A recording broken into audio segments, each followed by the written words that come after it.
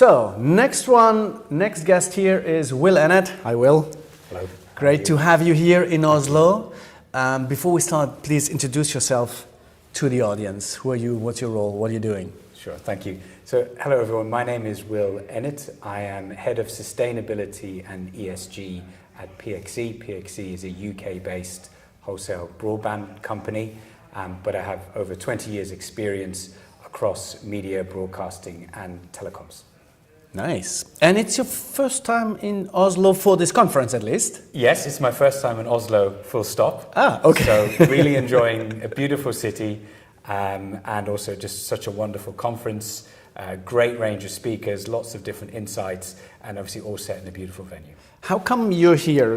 Have you been invited by Norwegian, or some friends have told you great things about it? That's right. So Ajay and I have sort of met at panels and at conferences over the years, and he's asked me many times, would I come over to Northern Waves? And so finally, I think this is about 6 years in the making, I am here. You don't regret? Oh, not so far. No, really enjoying it so far. Yeah. Super cool. So you have a talk. Yes. What's the topic of the talk? So the topic is about sustainability, and particularly, how as the overall industry can get towards net zero. Okay.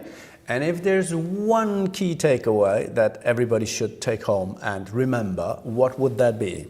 Yeah, so the core of the talk is about exponential change, right? So not tiny little things, but what are the big changes that we can do across the industry that's going to help us all get towards that, hopefully, much better position in the future, which is a low to no carbon based business. Okay, and give us a hint. What are those exponential changes? What I've talked about is both a number of what we can do, so things like adopting clean energy is really key, engaging your wider ecosystem, people often forget that, but your suppliers, your partners, your customers, and how we do that.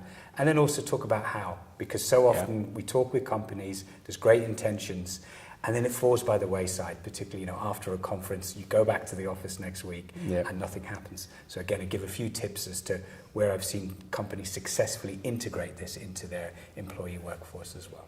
Okay. So I'm running a little research, and I ask telcos. I said, okay, you do this. Yeah, we have Green Magenta, and we have this, and here's our initiatives, and all our cars are electric, and we use clean energy. But then the one interesting question I ask is, okay, do you use that when you talk to your consumers, and does it change their buying decision? And the answer is no. So what does it all matter if in the end customers decide based on price or bandwidth or whatever they get? Is there something needs to happen in the mindsets of the consumers, or is it, where are we? Yeah, it's a great question. So the way I look at our business is I would say there's three principal stakeholders or elements of the business who want us to drive change. One is our business customers. So yes, we've got residential or B2C base, but we've also got a very active B2B base. Yeah. They often ask questions. They want to see progress. Okay. If we supply into them, we are part of their numbers as well. Yeah. So they've got real skin in the game. The second area is our investors. They want to see, they need to have a portfolio of investment which is cleaning up its act. And then the third area is obviously the regulator, and that's also changing as a big driving force. So I think you're right that actually when it comes to residential or B2C customers across Europe in telecoms and media, it's probably not a key purchasing decision but I look at it two ways. Firstly, as I mentioned, there's enough other reasons to do it, as I've outlined before, taking aside even the moral reason. We have only one planet.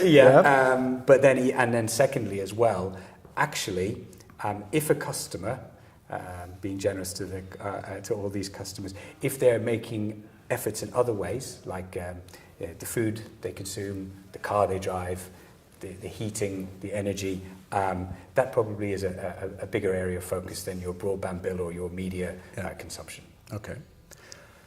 So, my favorite question, if I were, this is not a commitment, if I were to give you $100 million, what would you do with it? Yeah, well, I think given that the talk is about sustainability and the sector, the one thing that we could do with $100 million is that switch to clean energy, right? If you think about the media and telecoms, electricity is the core energy consumption. So how do we switch that towards renewable or other clean sources of energy? So I would, although we're doing a lot of that in our own company, I would accelerate that, and then I would look to bring it out across the sector. Does it take 100 million for that? Well, that's the question. It possibly doesn't, so we might have some change left over. Yeah. And I guess the good news as well is a lot of the stuff that we see having real dividends are actually not that costly, which is how do we engage with our suppliers and how do we make changes. I do think another aspect is about, ultimately when we are producing devices, so electronic equipment, TV, set-top boxes, routers, fire sticks, whatever the device might be, there is a cost to that as well. And so what can we do more to have a better system of reuse, repair, longer lifespans as well? Circular economy. Circular economy. So that, you never know, that might well end up eating up a lot of the 100 million. Good. I hope somebody gives you 100 million. Yes, me too. Right. Until then, it was great to have you here, Will. Okay, thank you. Thanks for the talk, and enjoy the rest of the conference. Thank you very much. Thank you.